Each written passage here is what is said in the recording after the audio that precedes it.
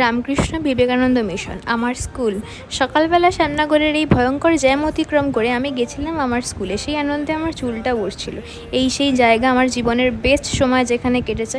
কেন জানি না, স্কুল এরিয়াতে গেলে আমার কনফিডেন্স লেভেল দ্বিগুণ হয়ে যায়। স্কুলের ড্রেস পরা স্টুডেন্টদেরকে দেখলে মনে হয় এই তো কয়েক বছর আগে আমরা বন্ধুরাও কত হই হই করেছি এখানে।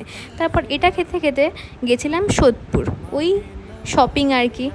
ব্লাউজ কিনতে গিয়ে তো আমার মাথা খারাপ হয়ে গেছে, সবই পছন্দ হয়ে যায়। কোনটা কোনটা কিনেছি পরে দেখাবো। সেখান থেকে বেরিয়ে আমার এনার্জি লেভেল তখন আস্তে আস্তে শেষ হচ্ছে আর কি। আজকে আমি সোদপুর এক্সপ্লোর করতে বেরিয়েছিলাম। তারপর গেছিলাম স্টাইল বাজারে, আমার ফার্স্ট টাইম ছিল এখান থেকে শপিং করা।